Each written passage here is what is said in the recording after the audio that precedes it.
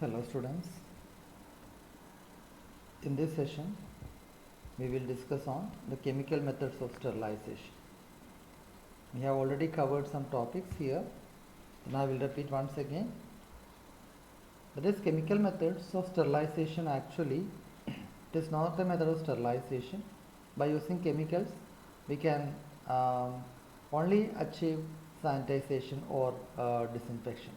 That is, it is not possible to kill 100% of all the microorganisms on an object or on an article by using chemical methods of sterilization. But there are some chemicals which can achieve almost 100% sterilization. Okay, we'll discuss. First, we'll discuss the qualities.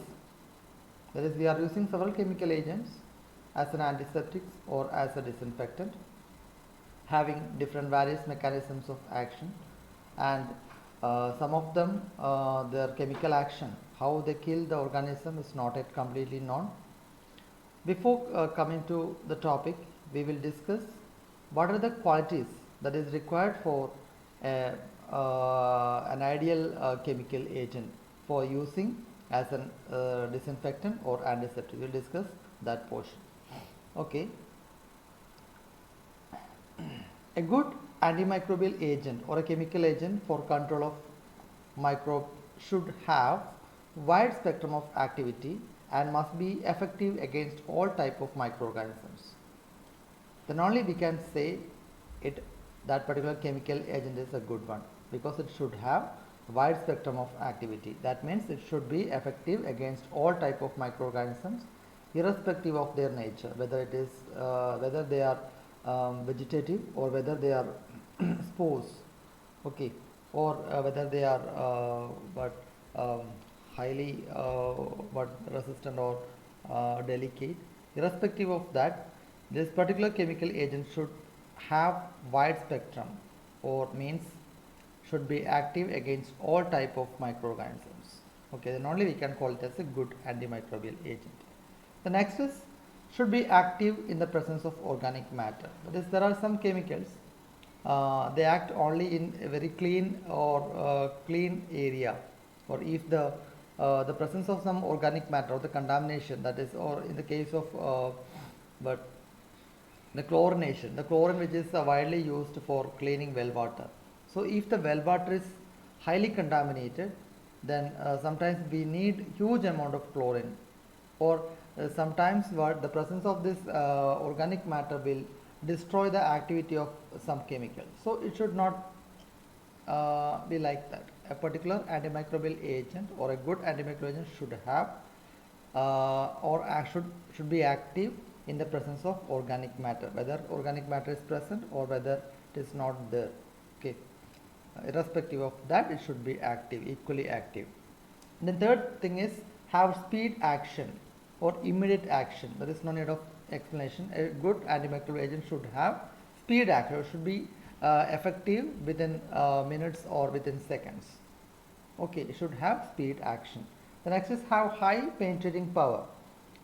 It is in the case of, especially in the case of chemicals, when they are having penetrating power, or they can reach inside of a particular material, then only we can kill more organisms. We should have high penetrative power.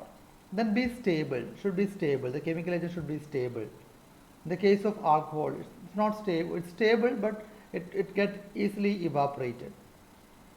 But a good chemical agent should be stable.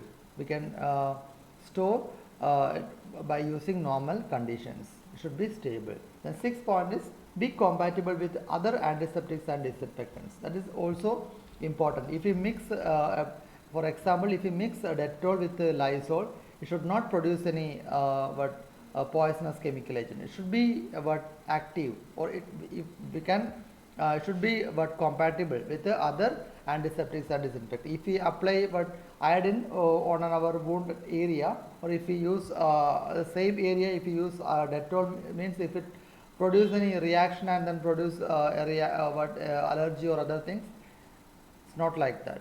Okay, we cannot call it as a good antimicrobial agent. It should be compatible with the other antiseptics and disinfectants, then only we can call it as a good antimicrobial agent. Be effective in alkaline and acidic condition. The acidity or alkalinity of the material should not affect the quality of the or the antimicrobial activity of the agent.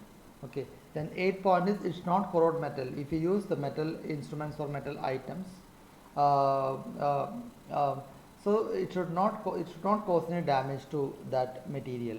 Okay, such material can be used as a good or such chemical we can use as a good antimicrobial agent. Then it should not cause local irritation or sensitization, especially in the case of antiseptics. If we apply the antiseptics on our skin, it should not cause any irritation or sensitization. It should not cause any poisonous effect. It should not interfere with healing. That's also in the case of antiseptics. It should not interfere with the healing.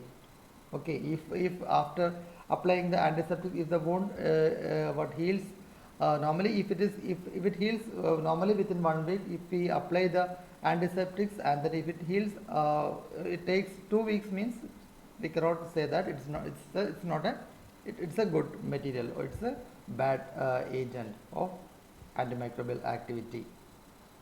Okay. Then 11th point is should not be toxic if absorbed into circulation, or if small amount of this antiseptics or antibiotics are absorbed into our bloodstream. It should not cause any irritation, or it should not cause any poisonous effect. Okay. Then 12th point is be cheap and easily available. A good chemical agent should be cheap and easily available. Okay. It should be safe and easy to use. If we need to, in the case of a Lysol, if we need to use high sophisticated machines for its application, means we cannot say that it is a good one. So be safe and easy to use. Then 14th point is be odorless and have, if any odor is there, it should have a pleasant odor. Okay, a normal or a good one should not have any odor should not have any smell, or if it is having some smell, it should be good one or pleasant one. Then 5th and last point is have a high detergent like quality. Okay, should have high detergent soap like activity. Should be when it is mixed with water, it should like a detergent, should act like a detergent, then only it can penetrate and remove all the dirt and other things. So if a chemical agent is having all the 15 points or good qualities, then we can call it as a good one. But no such chemicals are available or satisfying all the 15 characteristics.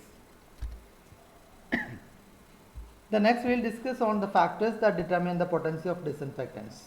Okay, that's also this point. This part is also important. The factors that determine the potency of disinfectants. There are different factors that will affect the potency. Potency means the efficacy of the disinfectants. The first one is concentration of the substance. It is always proportional. If the concentration is more, the activity also, the antimicrobial activity is also more. But it is not always correct, because there are some chemicals which is more active in the lower concentration, especially in the case of alcohol. The alcohol is more active at 70%, not at 95%. But it is not always correct, but in most of the chemicals, but it is almost proportional. The next is time of action. That's also always proportional. When we give more time for the action of the chemical agent, then the antimicrobial or the number of organisms killed is also more. Then the pH of the medium. The pH is an important factor that will affect the efficacy. Some chemicals are more active at acidic pH. Some are the pH, if the pH is increased, their activity will be their antimicrobial activity will be affected. Then 4th point is temperature. Temperature is if we increase the temperature, or if we use hot water for the cleaning of your houses and floors and all, then if you use Lysol or other Dettol, the efficacy is we can see that the efficacy or the antimicrobial activity is increased. That means it is enhancing temperature enhances the antimicrobial activity of a particular chemical agent. The nature of the organism, that's also important. on what type of organisms we are going to apply certain chemicals.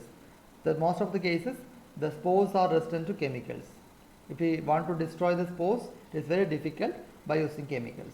But there are certain chemicals that is sporicidal. But normally all the vegetative bacteria are sensitive to most of the chemicals, and also there are some bacteria or some microorganisms like Mycobacterium tuberculosis, the tuberculosis causing organism, they are highly resistant to chemicals. So killing that type of organisms, highly resistant organisms, by using chemical is very difficult. The sixth point is the presence of foreign materials. The presence of foreign material means if the contamination that is present, especially in the case of well water, if the well water is completely polluted or having lots of organic matter and but dirt particles, then we need huge amount of chlorine to clean that. If the well water is quite clean or less polluted, then we can easily clean the well water, or we can easily kill the microorganisms that is present in the well water. So the presence of foreign materials is a negative factor. Then third thing we are going to discuss in this video is the mode of action of chemical agents. The mode of action here, there are different chemical agents that will act in different ways. Okay, for killing a microorganism or inactivating a microorganism or a bacteria or a virus or a fungus, the different chemical agents are having different mechanisms. Then here we are listing out only 4 different mechanisms. Most common mechanism that is found in the case of microorganisms. The first is the protein coagulation or denaturation. Here most of the chemical agents acts on the protein, essential proteins of the microorganisms, and coagulating that protein, or that process called denaturation. The denaturation of their essential protein by the chemicals that will cause the death of the organism. That is the one important mechanism. Then disruption of cell membrane. There are certain chemicals that will cause damage to the cell membrane. You know what is the function of cell membrane? The cell membrane functions as a protective. This is having semi-permeable barrier and helping the movement of ions or food materials from